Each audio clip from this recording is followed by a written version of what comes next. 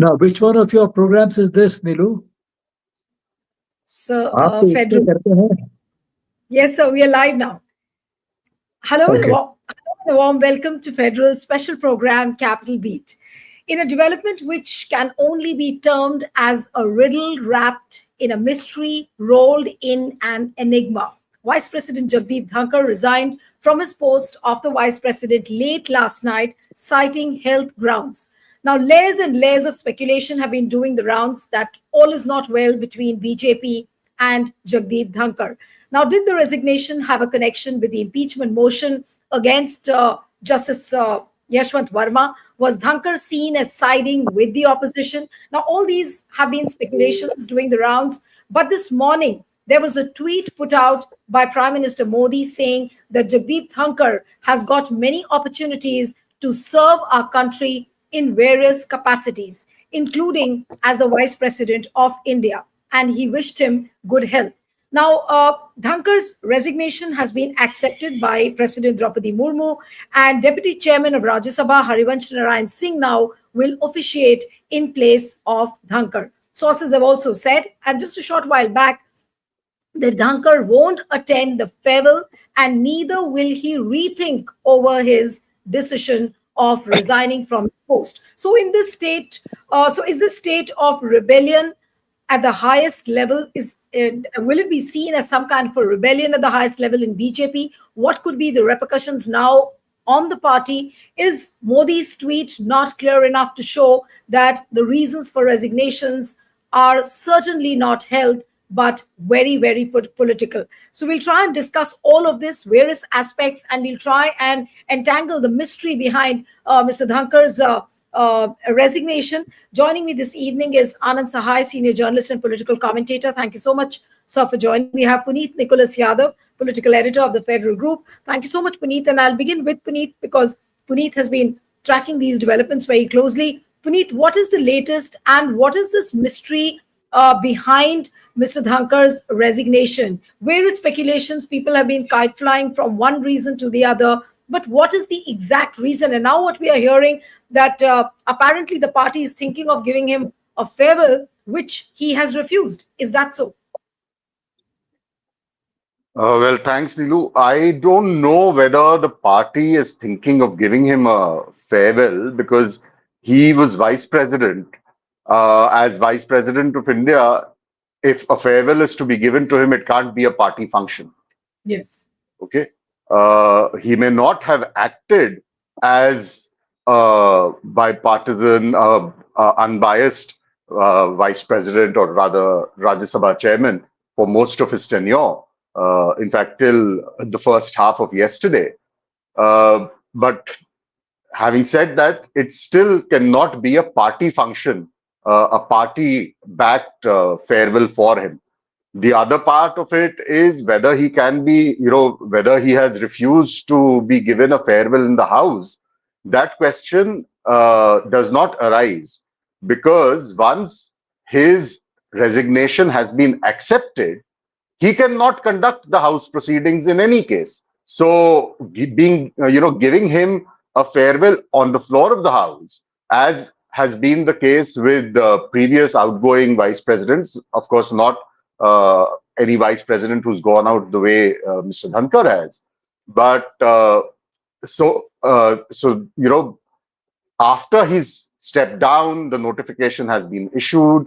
The Prime Minister has already gone on record with his cold and cryptic message. There's no question of Mr. Dhankar returning to the chair in the Rajya Sabha and getting that farewell. So that also you can put to rest. Yeah. I saw several TV channels saying this, that, and these are all, of course, source-based stories, that he has refused for a farewell. He's not going to rethink about his decision. Now, all these are stories which are being shown on various mainstream media, the news channels. Well, all news channels can show whatever they want to show. I can't sit here and decide what other channels are going to show or what their sources are going to tell them. But the fact remains that as of now, he has resigned. His resignation has been accepted, and Mr. Harivansh, the deputy chair, will be officiating as the chairman of the House, as he did this morning. So, and now the procedure under Article 68 to find a replacement for Mr. Dhankar will follow.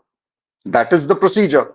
So I don't know, whether, and I also don't think that it is important to be stuck up on whether he's accepting a farewell or not, because But there are much bigger, much more serious concerns here in the manner of his departure from office, and might I say, even in the apprehension of who might come next. I think yes. those are more important issues than whether he's, said yes to a farewell or no to a farewell.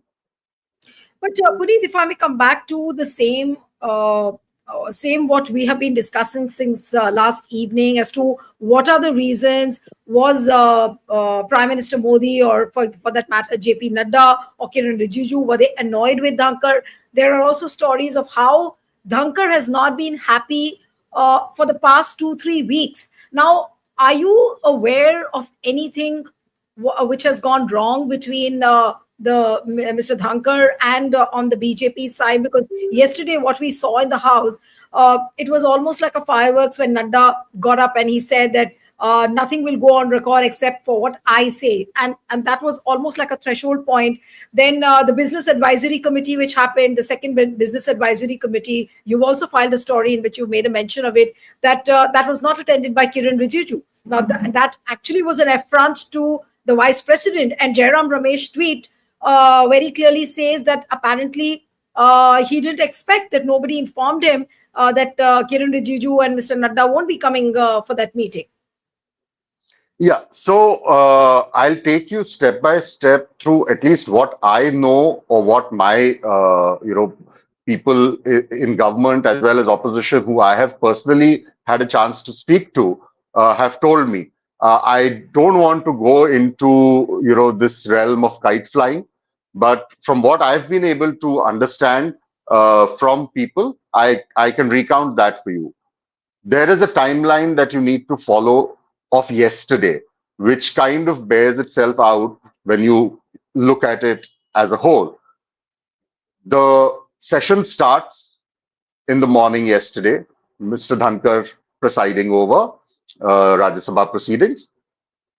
267 notices are served by opposition members. A single 167 notice is served by a BJP member. As is expected of Mr. Dhankar, he follows that script which he has followed in the previous sessions of rejecting all 267 notices, by the opposition, and surprisingly accepting the BJP members' opposition notice under 167, which the wording of that notice, if you go through, talks about landmark military achievements and diplomatic outreach under Operation Sindoor. Okay, I do not believe personally for a moment that there were differences cropping up between Mr. Dhankar and the government for the past 1 week or 2 weeks or 3 weeks or whatever amount of time most media platforms are saying. Because if there were those differences that had been cropping up for several weeks, Mr. Dhankar, till as recently as yesterday morning, would not have been going out of his way to accommodate the BJP. And in his statements made at public events in the run-up to the monsoon session, you look at his language, it has all been to the script that, as per the script that he's been following for the last 3 years. He's been full of praise for the Prime Minister, full of praise for the BJP, for the government. He's been talking about Viksit Bharat endlessly, all of that. So I don't believe for a moment that these differences have been propping up for a considerable amount of time. Then, later in the day yesterday, at 3:53 p.m. from the Vice President's Secretariat, a press communique goes out saying, basically announcing his program in Jaipur on the 23rd. Okay, at 4 around 4:10, 4:12 is, I think, the moment where these things take a different turn, when he takes up the notice of 68 opposition MPs for impeachment of Justice Yashwant Verma.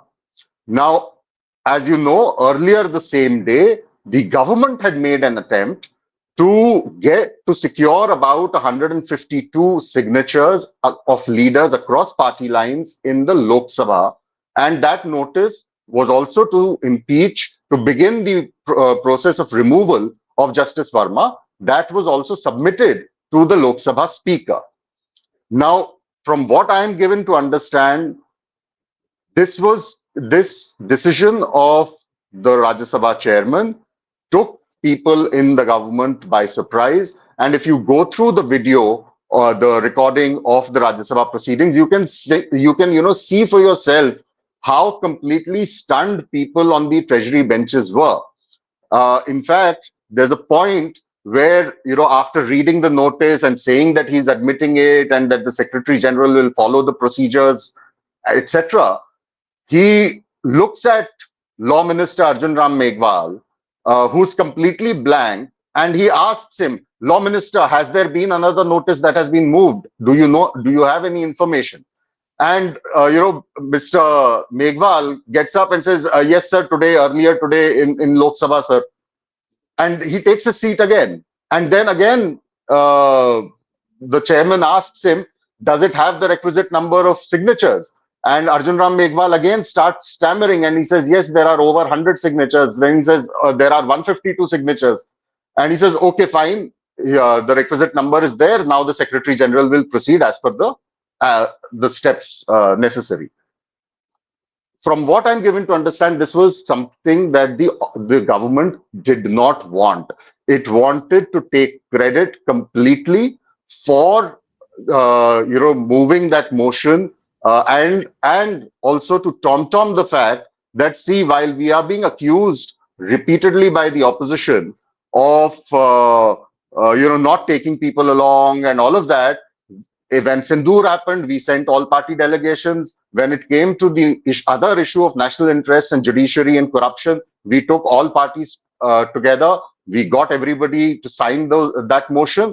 That was what the government wanted to do. That procedure was in a way diluted because, see, it would not have any bearing. Let me be very clear. It would not have any bearing on the impeachment procedure as such. It would have still continued even with both houses accepting the notice. But it would have perhaps been diluted by saying that this was a notice moved entirely by the opposition without the government backing it. Right. So, how does one understand? Of course, government was very keen that they had moved the motion in Lok Sabha, so they should do it similarly in Rajya Sabha. But here, it seems that out of zealousness or overexcitement, how you would define. So, Jagdeep Dhankhar admitted the opposition's motion, and that is the main cause of all the trouble. Is that what you're pointing out? To my understanding, at least that is what it seems like. There may have been heated exchanges after that, on telephone or whatever, on why he did what he did and what the government wanted him to do. We are not privy to that conversation, and there is nobody who I have at least spoken to who's made that, who's given any sort of off-record briefing on that matter. But subsequent to this, at 4:18 p.m., Mr. Dhankhar leaves the house. At 4:30 p.m., he was supposed to chair a BAC meeting for which Mr. Nadda, Mr. Kiran Rijiju were supposed to be present.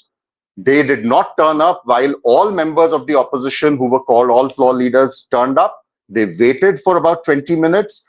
Evidently, there was no word from Mr. Nadda, as he has said today. He's issued a statement today saying that I had informed the chairman that we will not be able to come because we're busy with some other parliamentary proceeding.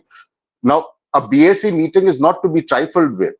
If you've been called to a BAC meeting, the government can't say we are busy with something else. Just go ahead with a BAC meeting with opposition MPs. We will not attend. That is not how BAC meetings are conducted.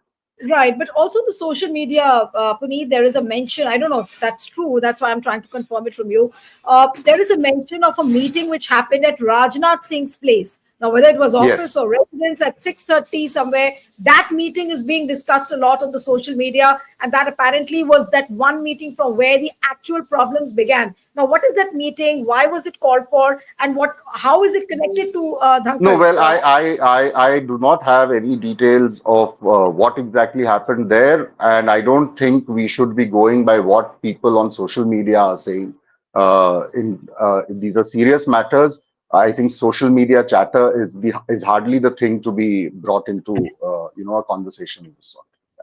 All right. Now let me come to Anand now. Anand, what do you make of this entire conundrum, if I may call it, the resignation conundrum? How will you entangle the mystery? What has really gone wrong? What has happened? What is your analysis? What is your assumption? See, I think we know too little by way of fact, you know, about what directly led to what has happened. Just now, Puneet gave us an account of what happened all of yesterday before he resigned. So there you are. That is completely all right. And we do know that not only has it been accepted officially, it's also been gazetted, by the Home Ministry. That we do know. So that chapter is over. We have not heard anything on the record. Off the record, I don't know who's talking to whom and saying what, but there is utter silence from the government party or its coalition partners.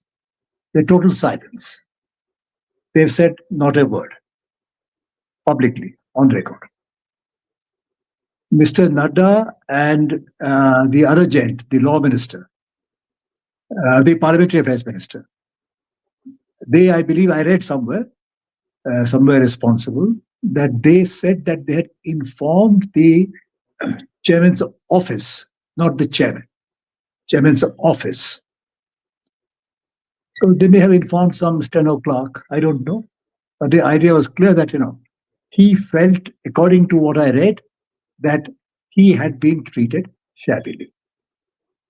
But not for a minute do I believe that all this is the consequence of just one day in the life of either Sri Dhankar or or the Rajya Sabha or Sri Modi or Sri any of those Sris, Mahashris, 108 Sris or 240 Sris.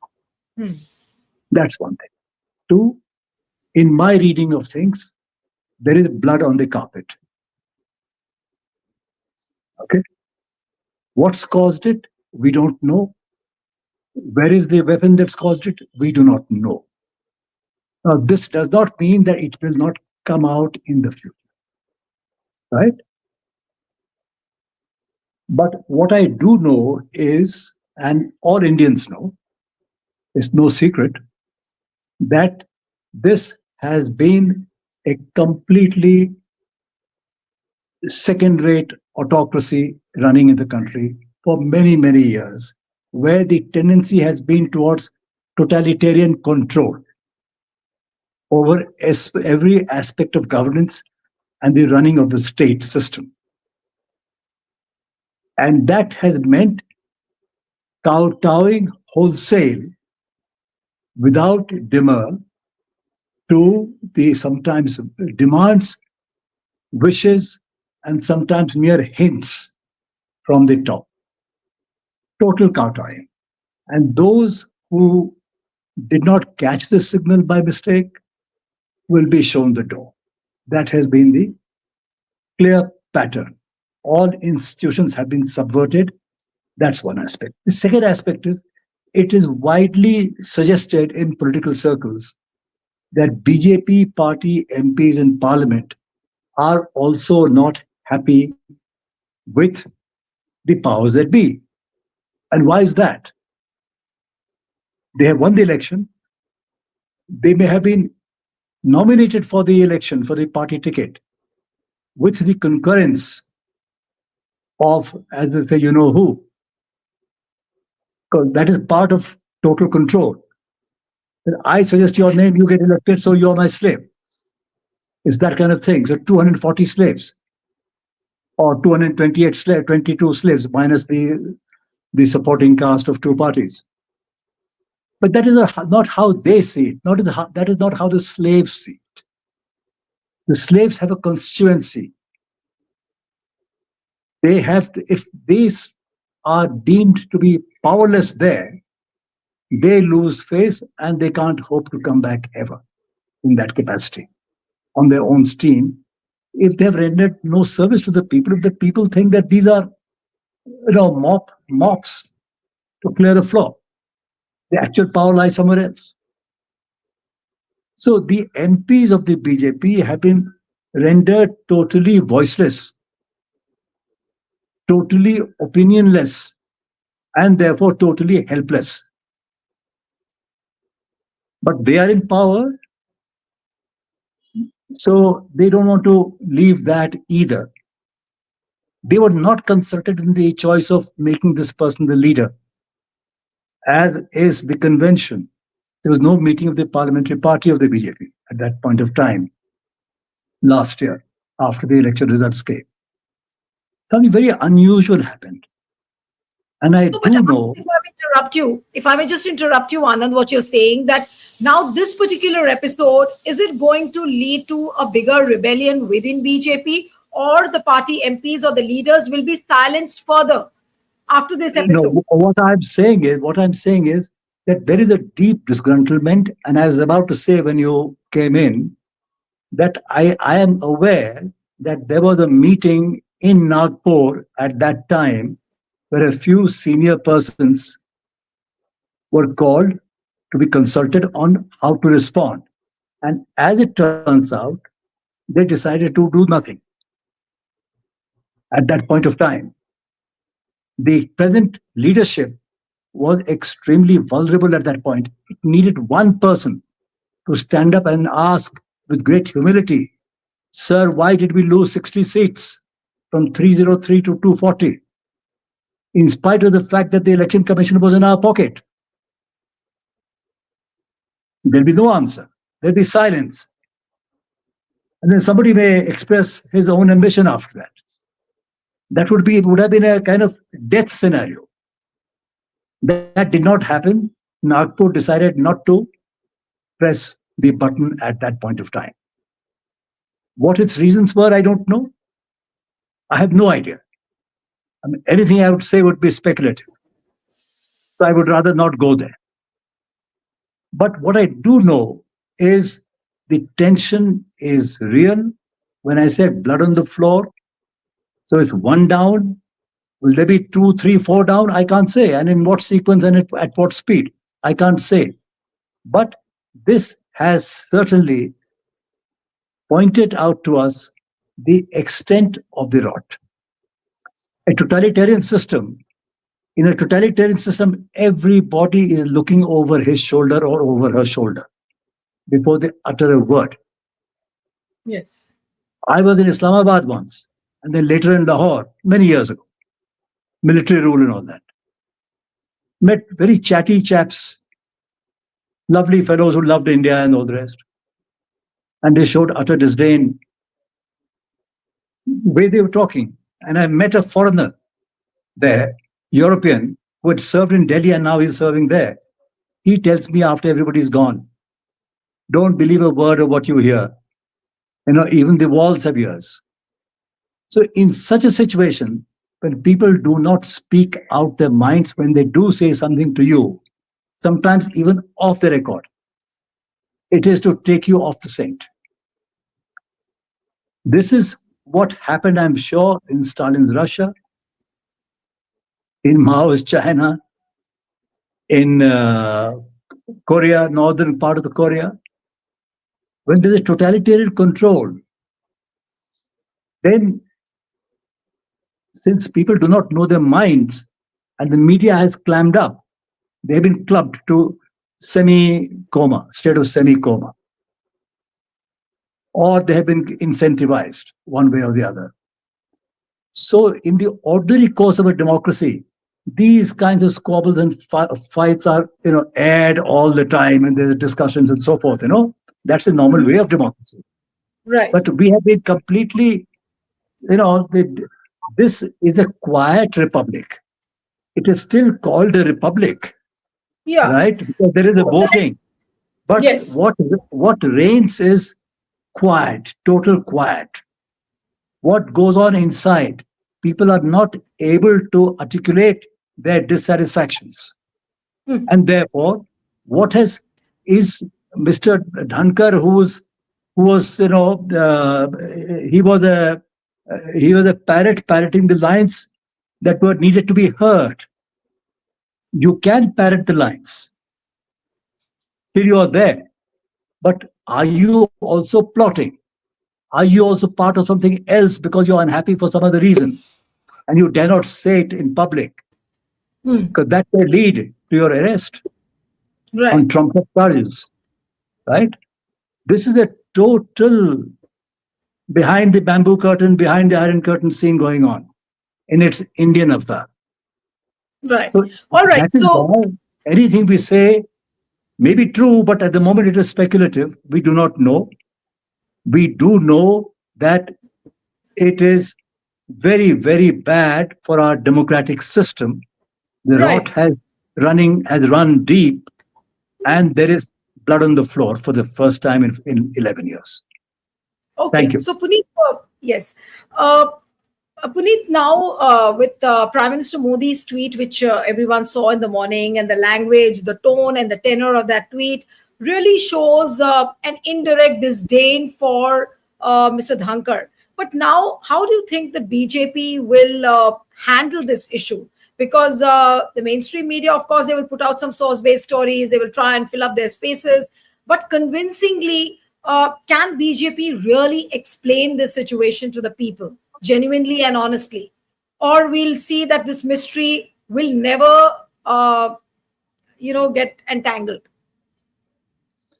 Well, I don't know whether the BJP, when you ask this question, uh, there are two ways of looking at it, to my mind. One is, uh, will the BJP want to explain this situation? Or is it not for the BJP, but for the two people at the top to explain the situation? And can you equate those two with the entire BJP? You True. know, I mean, so that's one. The other is, as far as the top two are concerned, the Prime Minister and the Home Minister, they have a habit of brazening things out, which I think will continue. I mean, you look at, and then of course the members of the party who think that they're, you know, whether they are politically ascendant or not will be directly tied to the good graces of, whether they have the good graces of, are in the good graces of the Prime Minister.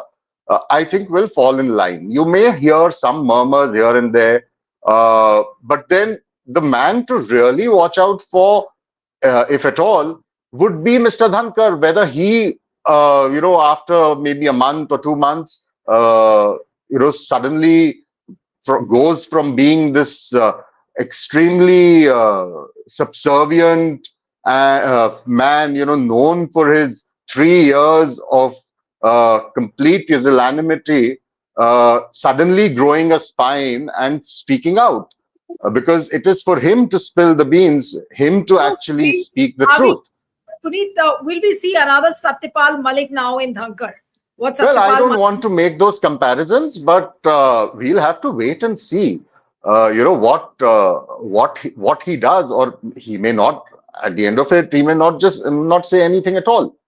And this thing might die down, because see, the other thing that you need to also keep in mind is, it's not as if Mr. Dhankar, like Mr. Satyapal Malik, uh, is a squeaky clean guy.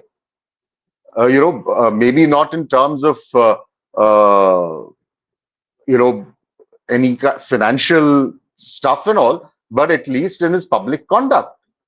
And so a man who, for the first time in the Indian Republic, against whom the opposition brought a motion to, seek his removal as vice president, that man obviously is not one to come out and give us great lectures on, standards of public life and morality and all of that. But what is the if at all he tries to be, as you said, another Satyapal Malik, what is the government's response going to be? Don't think that the government is going to sit back. They will also go all out to discredit him, and it won't require a lot to discredit Mr. Dhankar. Given his own conduct, he has only himself to blame. Right. So, But Puneet, now from here on, now the questions are that now, of course, there has to be an election to the post of the vice president. When and how will it happen? Will it happen in this session, or maybe they'll take a while to do that? Will they call for another session? How is it going to happen now? No, it has nothing to do with a session.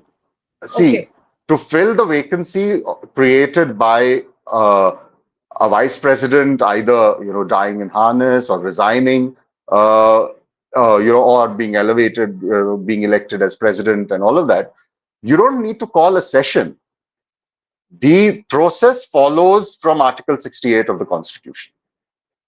The resignation, as Mr. Dhankar has pointed out in his letter, flows from Article 67. The process to replace him will flow from Article 68. Now, Article 68 puts precisely two conditions. The first condition is that the vacancy has to be filled in within the period, before the expiration of the term of the incumbent who has resigned. So the term for Mr. Dhankar is till August 2027. There is no way in which the government can not have a process for appointing a vice president till August 2027. That appointment has to be made, that election has to happen. Second, the second requirement under... But Puneet, whoever comes for the post of the vice president, that person will continue for 5 years or for the remaining tenure? No. So that is the other requirement under Article 68, that one, it has to be done within, before the expiration of the current term of the incumbent who has resigned.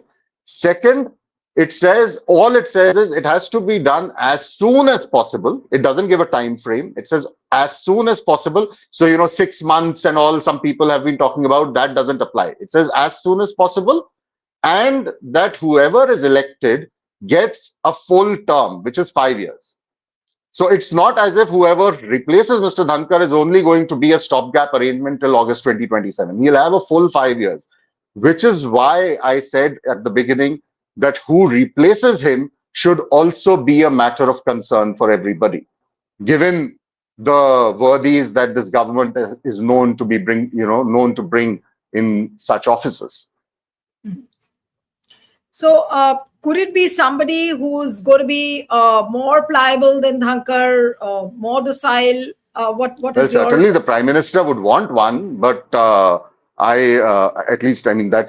what I think I believe, and most people would agree, perhaps.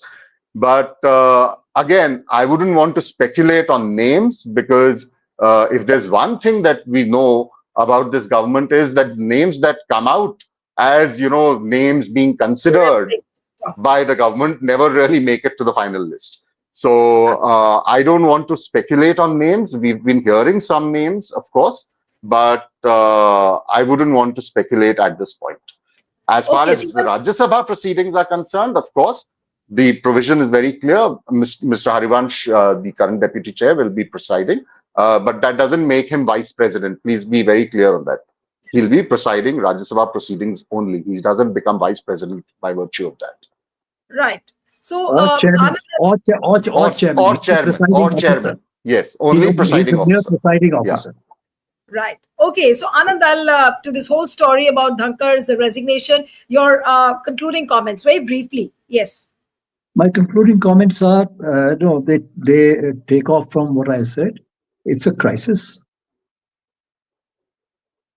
It is not a political crisis for the government. They can always find somebody else to do the job. Day-to-day work of the government will not, suffer in any real sense. But it's a crisis for the state political system as a whole. The blood on the floor, you don't know what will happen next. There is suspicion all around. That's one. It's a crisis, and more than that, it is an unseemly crisis. Sometimes crises may arise, somebody dies, something has happened in good faith, and yet many unexpected things happen. It's an unseemly crisis. That's two. And is it the thin end of the wedge? By that I mean that is it a crisis that was triggered from something going wrong in interpersonal relations between the prime minister, who is the person who matters really, and the vice president until yesterday? Is it that? If it's merely that, then it's a small matter in the end. There are little, puffs of dust flying around today, but it will die out. Or is it the thin end of the wedge?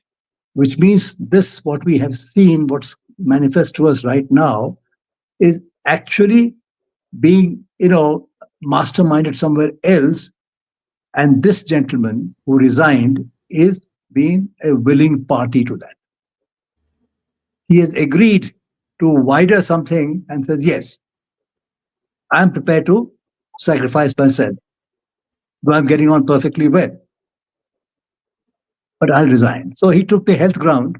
He wrote under 67A of the Constitution under his signature, which means the president has no choice but to accept it. There's no business of, banana, call him, sort of listen to his woes and so on, none of that. Under his signature, the president has to accept. So, whether the acceptance communique from Rashtrapati Bhavan was immediately issued or issued a day later doesn't matter. That's this purely procedural. Whether you get from your home to the office in a bus or tram or in a helicopter is of no concern at all. It's one of those things. The minute he sent it to the Rashtrapati Bhavan, it's accepted. It's to be treated as that. And the expeditiousness with which the PM's tweet came, whether it came from his official handle or from his own personal, I'm not quite clear. I'm not quite clear. No, it's personal. It's personal. Personal handle. That makes it amply clear that that matter was over. That page had been turned. But even if Mr. Modi had not sent such a tweet, even then it's over. The minute the letter of the vice president goes to the Rashtrapati Bhavan, even then it's over. Under 67A. That's important to note, right? The PM's tweet or post on X, merely suggests that the PM has taken it in his stride, and it's quite possible that it was suggested to Mr. Dhankhar that he quit because of events that were taking place in the background of which we know nothing. Right? It is standard technique by television channels to go on dishing out inanities when they don't know something. That's fine. Inanities are fine there. They fill the space. But more importantly, even when they know something, but they dare not say it, it will displease the powers that be. You completely shut that out and you go on dishing out inanities. Who will be the next vice president? How long will it take? Is he a good man, bad man? Will he have a spine? Spine, etc., is immaterial. True. It is immaterial. Whoever steps forward to be so elected, election commission will conduct the election. That is the procedure. Whoever offers himself or whoever is picked out from the mob and told you will contest, and he says okay, which means he is ready to do the bidding of those who are putting him in that slot. Not a question of spine. It's a question of trying to get ahead in life. A True. man of principles, a woman of principles, high ethical order, and a great love of democracy will quietly stay in the background, even those of them who are in the BJP and the RSS. Not that these institutions are full of people of great morality. I mean, I'm not trying to say that. I'm saying they are as much in a shambles as any other organization, any other party, any other institution in India currently these days. And that is why it's a matter of great sorrow for the country as a whole. Thank you. Absolutely. And who knows, some bigger stories could be waiting to unfold, but nobody knows. It's almost seems like a puzzle. But I think we'll have to just live by whatever developments are coming by each day. So we'll have to follow that. But will the questions be asked? That's the most important thing to introspect at this point of time. That will the questions be asked and will the questions be answered as well? We'll have to end it here. Thank you so much, Anand, Puneet. Thank you very much for joining. You